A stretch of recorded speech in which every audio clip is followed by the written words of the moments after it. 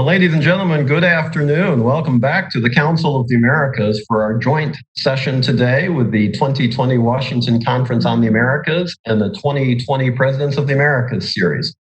My name is Eric Farnsworth. I'm the Vice President of the Council of the Americas, and I'm very pleased once again to have the opportunity to welcome all of you to be what promises to be an important and particularly timely discussion today with the President of Chile, the Honorable Sebastián Piñera.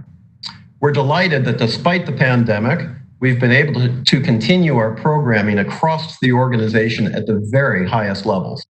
Already for the 2020 Washington Conference on the Americas, we've hosted very successful sessions with the U.S. Secretary of State Mike Pompeo and World Bank President David Malpass, and we have a number of additional sessions forthcoming. And for our 2020 Presidents of the Americas series, we have hosted truly amazing sessions with President Fernandez of Argentina and President Alvarado of Costa Rica, along with today's program. This year, once again, we have an A-plus list of sponsors, including our presenting platinum sponsors, Chevron, General Motors, and Merck. And our gold sponsors are Chiquita Brands, Freeport McMoran, Integra Capital, MetLife, Principal Financial Group, Repsol, and Sempra Energy, and our media partner remains the Financial Times. And our sponsors for the 2020 President Series are the AES Corporation, Cisco, Citi, and Corporación America. And we sincerely thank all of them because it's through their generosity that we can actually bring you programs like the one we are doing today. Thank you. Our program today with President Piñera will be conducted by our board chairman, Andres Gluski. But to introduce the president, we have a special treat. We're delighted to have with us Jan van Acker, who's the president for Latin America and emerging markets at Merck, known as MSD outside the United States and Canada. Jan is also a valued and trusted member of the board of the Council of the Americas. Jan is a passionate believer that MSD, as a leader in the innovative life sciences sector, can improve population health in the Americas and certainly in Chile, where the company has been present for almost 75 years, and today is the #1 sponsor of clinical research in that country. For these reasons, and also because he is such a great friend, we're delighted to welcome Jan to introduce our distinguished guest. Ladies and gentlemen, Jan van Acker of MSD. Jan. Thank you very much, Eric. It's a great honor for me to introduce the President of Chile, His Excellency Sebastián Piñera, and to welcome him back to the Council of the Americas. A two-term President of Chile, who is also a long-term friend of the Council, really doesn't need much introduction with this audience. Allow me, though, to spend a few minutes to pick some highlights of the fascinating life and career that the President has had to serve the people of Chile. Mr. President, I'm really delighted to know that as a child, you lived in my home country, Belgium, where your father was the ambassador of Chile. I do hope that you have fond memories of your times living in Belgium. President Piñera is an economist by training, but he really throughout his life has also been an educator, a consultant, a businessman, a philanthropist, and a politician with a long trajectory of public service dedicated to democracy and to free trade in his country and in the region. President Piñera has led his country through natural disasters, through economic crises, and through financial and health crises. And he knows about determination and resilience. In fact, he was elected the first time as president just after one of the worst natural disasters and a large earthquake in Chile. And he was able to rapidly and successfully rebuild his country. In 2010, we've all known how miners were trapped in a mine in Chile. And 33 miners were locked underground for almost 70 days. President Piñera undertook an incredible effort together with his countrymen to bring these miners back to the surface, and none of them perished underground. But even more importantly, throughout his first term, President Piñera oversaw a remarkable economic and resilient growth in Chile, with growth of more than 5%. Despite having faced all of these disasters and challenges in his first term, President Piñera did not hesitate to actually go for a second term, and he was re-elected in March of 2018. Once again, he is showing his resilience in the face of significant challenges domestically and globally, of which, of course, the COVID-19 pandemic is the most significant health challenge that all of us will be facing in our lifetimes. Throughout his life, President Piñera has shown his commitment to the advancement of social and economic cases and causes in Chile. And as a member of the Life Sciences, Mr. President, I would really like to recognize and commend you for everything you've done to advance healthcare and access to healthcare in Chile. Whether it was building more hospitals, whether it's providing access to more diseases and therapeutic areas under one of the programs, or whether it's the National Cancer Plan and the National Cancer Law Bill. I really commend you and recognize you for everything that you've done to ensure that Chileans have access to the best and most innovative healthcare. So, Mr. President, we're delighted to have you here again today. We look forward to hearing your comments and hearing about your vision for Chile. Thank you very much for being with us. The floor is yours.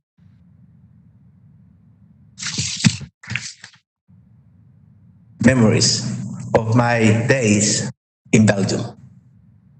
Look, when we think and look at what is happening in Chile, I first have to start by saying that since we recovered our democracy in a peaceful and exemplary way in 1989, we have had 3 decades of progress because we reached a very strong agreement in our society based on a strong commitment to democracy and rule of law, strong commitment with the market, open and fair economy, and a strong commitment with the defeat of poverty and the increase of equality of opportunities.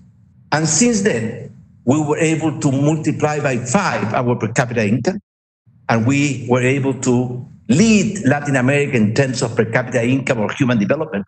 We were able to reduce poverty from more than 60% to less than 8%, and to increase life expectancy, decrease child mortality, and many, many other real goals that were achieved.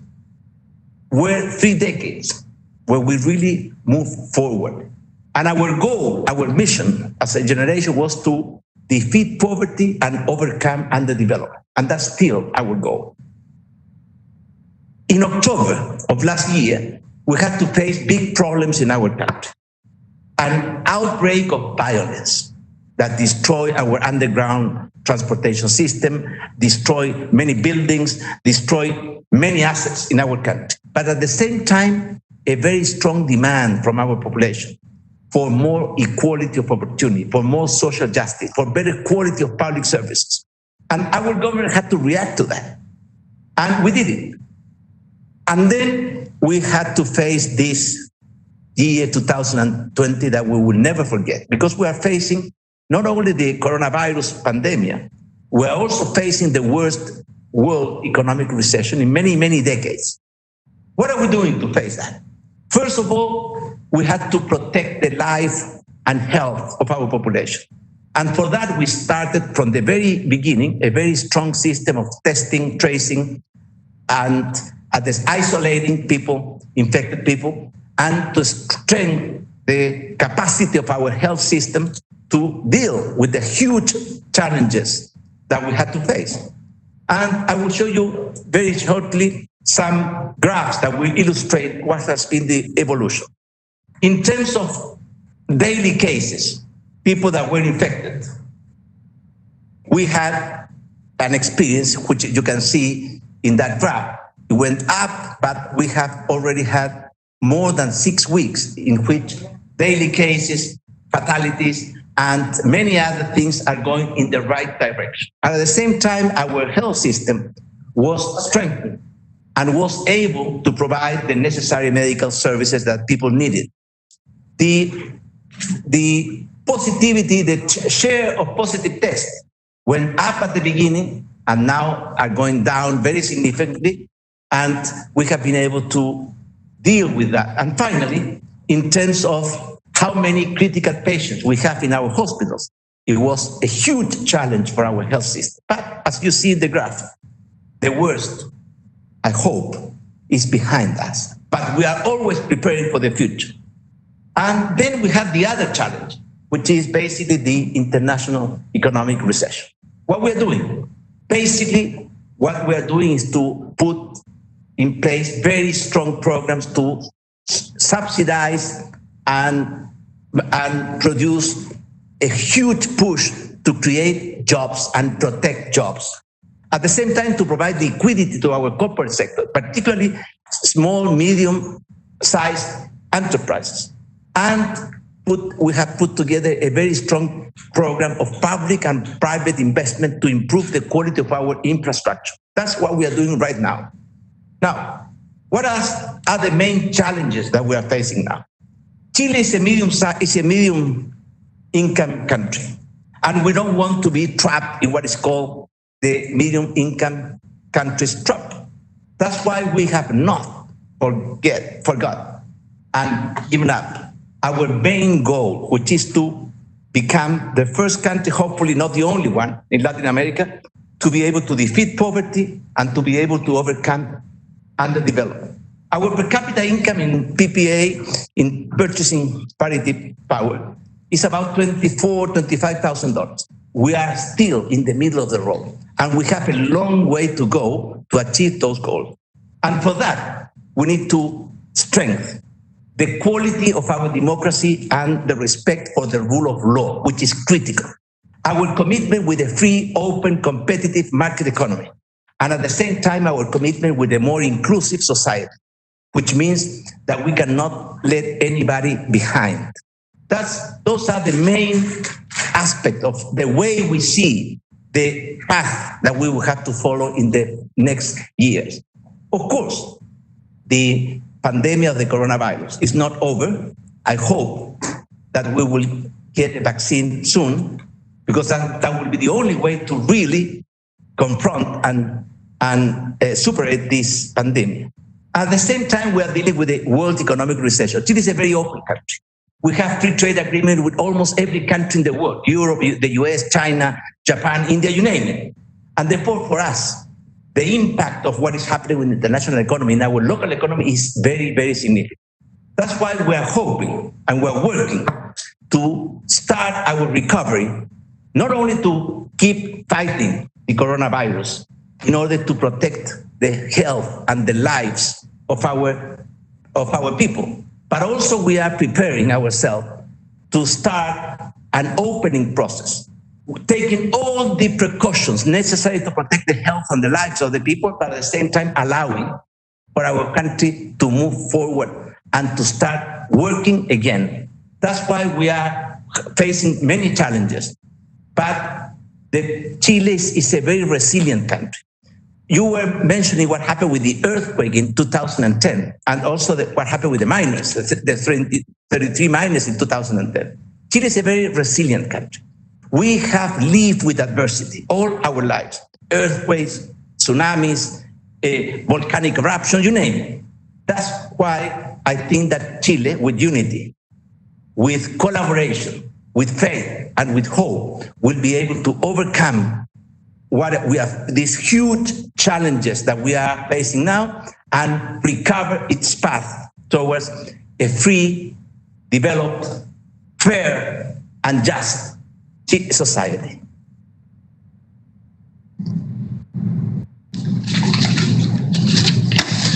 Well, Mr. President, thank you so much for your, as always, very insightful words. And thank you for joining us today as a keynote speaker of the 2020 Washington Conference on the Americas, our first virtual conference.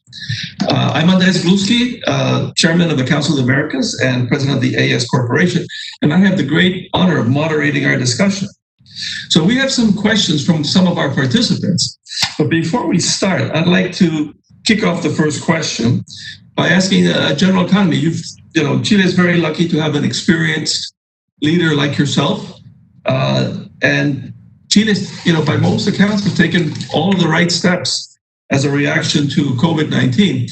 Nonetheless, your economy will contract probably somewhere more than 5% this year, and a recovery is expected next year. So a little bit, what would you tell sort of foreign investors right now about the recovery and how they can participate in the future growth of Chile? For your question, Andres. Well, first of all, as almost every country in the world, we have been hit very hard by the coronavirus pandemic and by the economic recession. That's why we will suffer a recession this year. There are many, many projections. Some people say that Latin America will go through the worst recession in decades this year. We hope that we will be able to control the impact of that recession. It's true, probably our growth this year will be negative, around -5–6%. We are working in order to start the recovery by the last quarter of this year and to keep pushing that recovery through the next year. With respect to foreign investors, what can I offer? First of all, I can guarantee you that Chile welcomes foreign investment. We need foreign investment, not only the resources, but also the technology, the access to market, the innovation, the entrepreneurship that is associated with foreign investment. But we need also to guarantee that the rule of law will be always respected in our country and that we will treat foreign investors the same way as we treat our own local investors in order to guarantee equal treatment and the guarantee of the rule of law. But we have so many possibilities. Let me tell you only two. Chile was poor in terms of the old sources of energy. We didn't have oil, we didn't have gas, we didn't have coal. But we're extremely rich in the new renewable clean sources of energies of the future. The potential that we have in the solar energy is so big that we could provide and supply energy to all our continent, all of the Americas, North, Central, and South America, to give you just an idea. The potential that we have in terms of green hydrogen, which is a huge source of energy that is coming, is also magnificent. With the potential that we have in the mining sector and in so many other areas. So I would like to tell all the foreign investors that Chile is a friendly country with foreign investors. We appreciate the contribution that foreign investment has done to our country and that will do for our country in the future. And we are working very hard to provide the opportunities and to guarantee the rule of law so investors can come to Chile and develop all their entrepreneurship capacity, innovation capacity, creativity, and bring to Chile not only financial resources, because Chile is a country that in terms of fiscal policy has always been a very serious and sound country. What we really need is what is needed to face the technological revolution, the digital revolution. What we need is more technology, more innovation, more entrepreneurship, more ideas. And that's why we welcome foreign investment in our country. Thank you, Mr. President. As a longtime investor in Chile, I can vouch for that. And also, you'll probably like to know we just inaugurated the most efficient solar plant on the planet in the Atacama Desert. It's bifacial, and the conditions, as you say, are so fantastic. It is the best in the world. There's a second question here before I turn it to some of the questions I've received. And that's a little bit about the plebiscito, that you're going to have in October, in the next 3 months. And what do you hope is the outcome of this process, in terms of satisfying the expectations of the Chilean people? As you said, you've made tremendous progress, and it's been your life's mission. How do you expect this process to unfold? I was telling you before, Andres, in October, we had to face 3 different phenomena, simultaneously in time, but very different in nature. The first was the outbreak of violence, and we don't want that. Violence destroys not only assets, wealth, but also dreams and life projects. Second was this demand for a more fair and just society, to improve the quality of public services like education and health, to reduce the extreme inequalities, to push forward the more equality of opportunities. And we are facing that. But the third one was a demand to improve, modernize, or change our constitution. That's why we reached an agreement in November of last year to have a plebiscite, which will take place on October the 25th of this year. In that plebiscite, the Chilean people will decide whether they want to go through a constitutional convention or whether they want to improve the constitution through our normal process, which is through parliament. And that will be decided by the Chilean people in October the 25th. But what is our responsibility as the government? We have to guarantee that that plebiscite and that process will be a fair process, open, transparent, with a very strong participation of the Chilean people. And of course, we will respect whatever is the decision of the Chilean people. Thank you, Mr. President. Now I'd like to turn to some of the questions that I have received. I've received a number of questions regarding the pension plans. So I think the first one I'd like to ask Daniel Houston, Chairman and President and CEO of the Principal Financial Group, who has a question regarding the pension system in Chile. Daniel, the floor is yours. I'm on mute. Can you hear me? Yes, we can. Okay, very good. Thank you. President Piñera, it's an honor and a privilege to be able to hear your comments. And I would just say congratulations to your success, both personally and professionally. You've done an amazing job shepherding a country through very challenging times. My question and perhaps comment is around the concern over the private pension industry in Chile, that the pension system is at risk. The political process unfolding in Santiago could have an adverse impact upon both the private retirement savings of millions of Chileans and the pension-backed capital markets that will be vital for the country's recovery from the pandemic. We are also concerned about the political clash over the pension system could pose over the unfortunate consequence for Chile. Some of the proposals effectively change the rules of the game on foreign investors, and I couldn't help but reflect on your comments that Chile welcomes foreign investment and it is a friendly country to do business. And we'd sure like to continue to have that environment for the benefit of Chileans.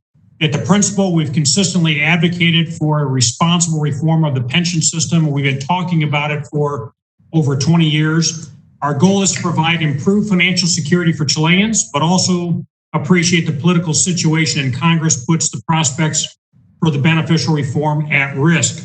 I'd appreciate an understanding of what additional steps your administration might take to ensure the continuity of the private pension system as we know it today, and ask for your insights regarding how best the industry can take responsibility, not merely the AFP industry, but the hundreds of companies that benefit from the pension-backed capital investments.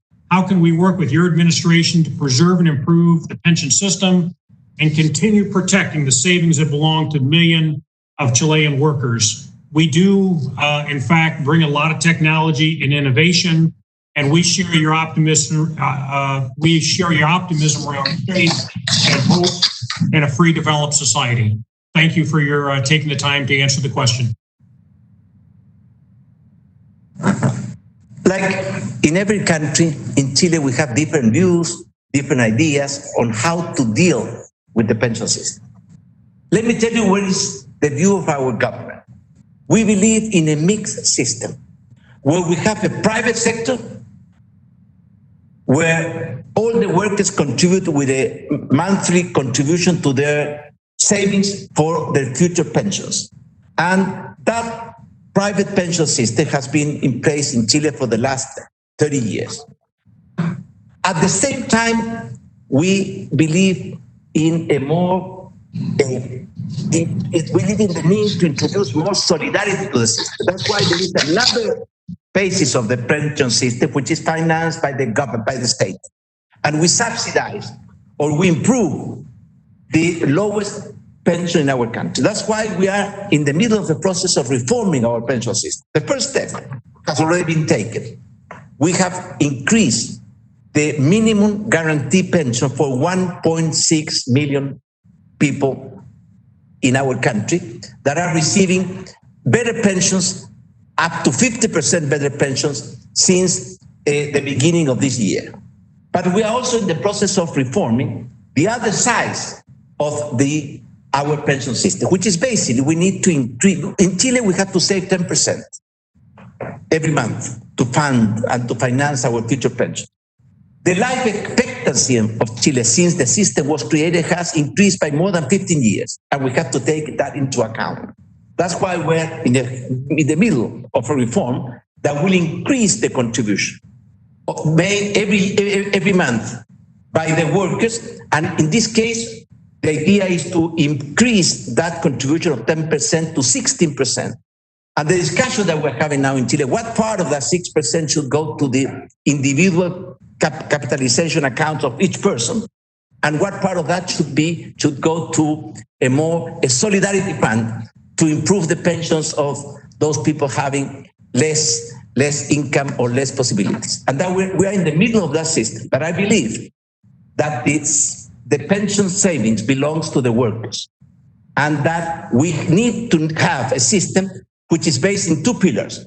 The pillars based on individual capitalization in personal accounts, which is what we have had, but also we have to improve and strengthen the solidarity part of our pension system by providing more resources from the state, and we have already done that. And we are discussing now what part of that extra contribution, which will go from 10 to 16% in an 8 to 10 year period of time, will go to the individual personal accounts, and what part will go to a solidarity fund. That's the main discussion that we're having right now. Thank you, Mr. President. We had also a question from Susan Greenwell of MetLife, but I believe you answered it. So let's turn now to technology. You mentioned it's one of the pillars that you want for further growth in Chile and social development. So we have a question from Jordi Botifol. He's President for Latin America, Senior Vice President of the Americas for Cisco. So with that, I would like to pass the word to Jordi. Hi, Mr. President. It's a great honor.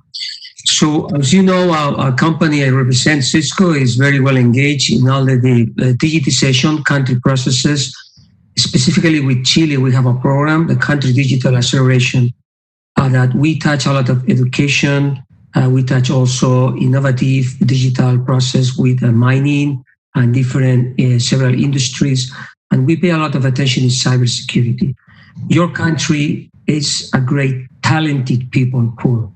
You have a lot of talented people, and we know that you have put a lot of effort into the education and development education, and also elements like cybersecurity. We do believe you have a huge industry in your hands and a great potential.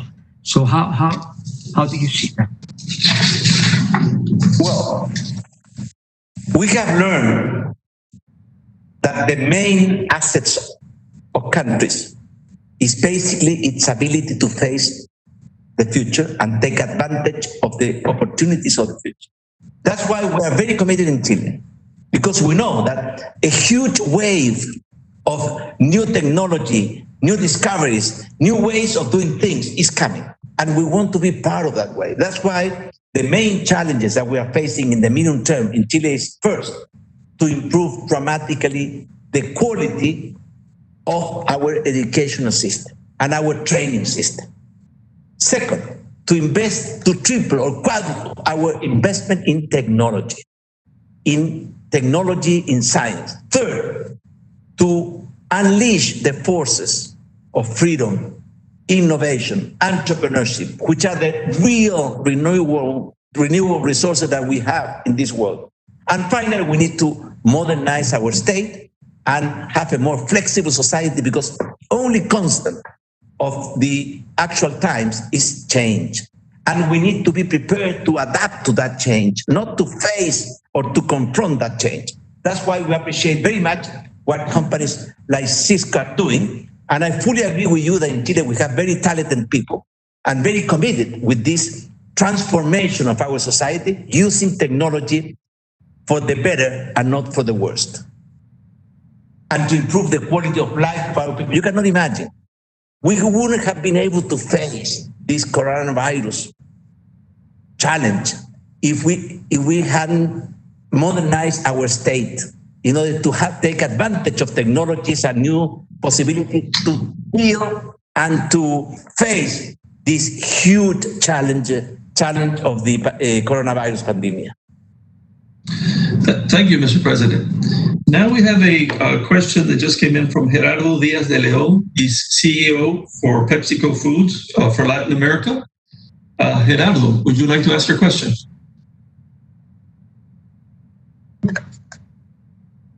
Yes, hello. Yes, we can hear you. Hello, yes, can you hear me? President Piñera, thank you very much for opening this space for dialogue. As CEOs, several CEOs represented here, we have a long history of investing and being in Chile, and we really look forward to keep doing so under your administration.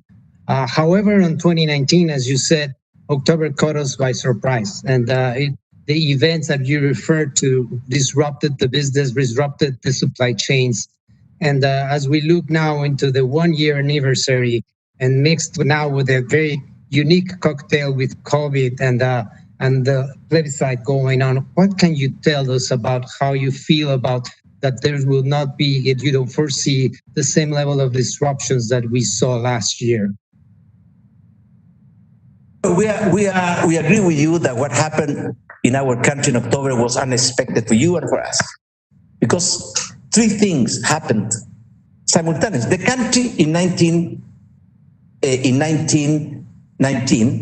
2019 was growing more than 4%.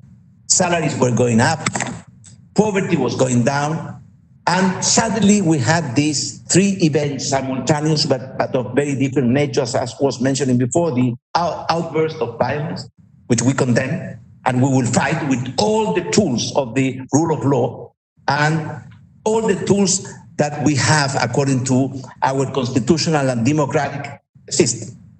The second movement was this demand for a more just and fair society, and we are dealing also with that. And the third was this demand to revise and to analyze changes or improvements or changes to our constitution. We are now in a much better position to control public order and citizen security. But of course, look what is happening in the US. Look what is happening in so many other countries. We are working on that. For us to guarantee the rule of law and to guarantee peace and combat violence is part of the essence of our mission. That's why I hope that what happened in October in terms of violence will never happen again in our country. Thank you, Mr. President. Now we have a question from Thomas Cooney. He's Vice President for Global Government Relations for General Motors. So, Thomas.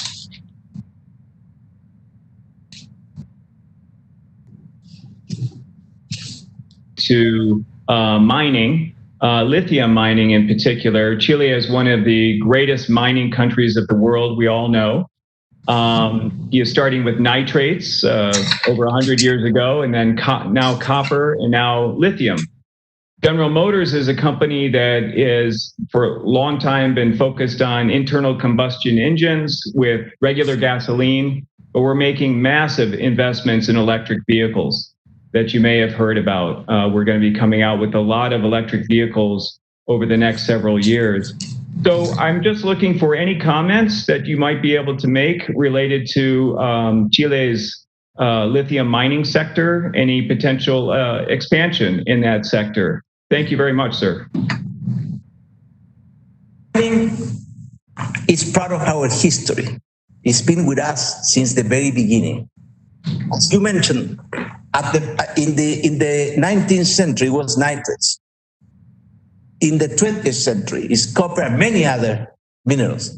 And now it's lithium and many others many other minerals that we are discovering. That's why we think that the mining sector is a key sector in our country. And we have probably the biggest mining reserves in many minerals, including copper, including lithium. And the world will be demanding more copper and more lithium. Because all this technological change in terms of, for instance, electric vehicles will demand more copper and more lithium. And we have the copper, we have the lithium, we have the source, the energy of the sun. Somebody was remembering that the Atacama Desert is the desert with the highest radiance in the world. That's why we're looking forward with a lot of trust and hope that we will be able to take advantage of these new sources of energy. And not forget the hydrogen, because we are working very hard on producing green hydrogen. Since we have solar energy, we don't have to burn fossil fuels to produce hydrogen. And the hydrogen, once it's burned, it doesn't produce any contamination gases like all the gases that we are producing now that are provoking this climate change and so many other phenomena. That's why we hope that we can work together with General Motors. One president in the US, President Johnson, once said, what is good for General Motors is good for the US. What I say today is that we can work together with General Motors for the good of Chile and also for the interest of the private investors.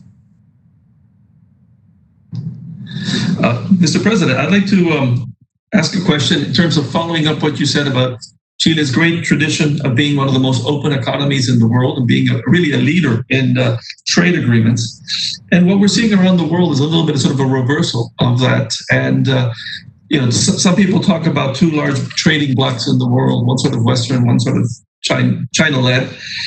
So I'd like, in your comments on that, sort of, Chile has been really a role model. So in a world which is, let's say, moving a little bit away from globalization, how do you see Chile's role? It's true that the world is lacking leadership and governance. The most powerful countries, instead of being collaborating to overcome all these challenges that we are facing, are confronting each other. I remember that for instance, when we had the subprime crisis, the G20 played a very important role in leading the world out of the recession. Now we are lacking that leadership, how to face together risks like the coronavirus pandemic, like many other risks that we are facing, the climate change, the risk of this international recession. That's why I think that we need to strengthen our international governance. For instance, the World Health Organization is not playing the full role that it should be playing right now because there are so many confrontations with respect to that World Health Organization. That's why I think that Chile is part of the world. That's why we have, as you mentioned before, we have free trade agreement with the European Union, with the United States, with China, with India, with Japan, with Korea, with many Latin American countries. And I think that protectionism, autarky, is not the answer to the problems that we are facing today. We need to improve the quality of multilateral organizations. We need to improve the quality of international governance. But we have to realize that the problems that we are facing today, the big problems that we are facing today, we cannot be solved by one country alone. We need collaboration more than ever. And that's something with which my country is fully committed. Excellent. We have time for one final question. It's from Gustavo Salisheker from Citibank. Gustavo, would you like to ask your question?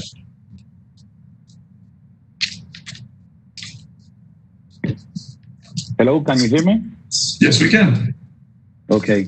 First of all, President Piñera, congratulations for your hard work and your teamwork that you have done through all these months. It has been amazing to see how hard this team that you have really worked for the country going through all this crisis. Our question was related more than we have seen now the usage of the 10% of the AFP savings to the personal needs of the population. And you have put in place an amazing and important package, economic package, to overcome not only the COVID virus, but also the economic recession or the economic situation. Have you been thinking of reshuffling of these funds that you have provided, about 12 billion, to recover the economy once you have got this 10% release from the pension funds? As you mentioned, Congress approved the constitutional reform that allow people to withdraw up to 10% of the pension savings. My point of view is that pension savings should be used to fund good pensions for everybody once we reach the age of retirement. That's why our approach has been to put together a very strong social package, which is now providing all kind of help or relief to almost 14 million Chilean people. 3 out of 4 Chilean people are receiving or are able to receive this kind of help and relief. Basically what we've done to strengthen our unemployment programs, to protect and help those people that have lost their jobs due to the coronavirus pandemic and the international recession, to protect small, medium enterprises, because they are facing a huge liquidity problem, because they cannot operate at their full capacity. We are also providing and strengthening our financial system in order to be able to confront this liquidity problem that we are facing. We are also improving the quality of public service and try to control prices in the sense that during this emergency period, we have reached agreement with many companies in order to give some facilities. That's why we think that the role, the mission, the responsibility of the government is to protect Chilean families that need it during this emergency period. But we cannot rely only on that. That's why at the same time, we need to protect our people in the long term. That's why we are putting together a very strong emergency program, social program, to help people during this emergency. And at the same time, we are working in a very strong program to strengthen and to give a big push to our economy so we can recover all those jobs that have been lost. We can recover and give all those small and medium-sized firms the possibility to keep going and to recover our investment through public investment, public works in many areas, energy, water supply, transportation, infrastructure. But also we are putting a very strong program in terms of incentives to private investment. That's the way that we think we will be able to lead the recovery. I hope that the recovery will start early next year, and therefore we will be able to recover our capacity to create jobs, to grow, to invest during the next year. Well, Mr. President, we're out of time, but thank you so much for your time and for your insightful comments. I really feel that you're the leader that Chile needs at these very complicated and difficult times, and we wish you every success. And I'd also like to thank all of our members of the council who joined us today, and it is through your support that we're able to make it possible to continue to offer programs such as the one we've offered today. So thank you all very much, and stay safe.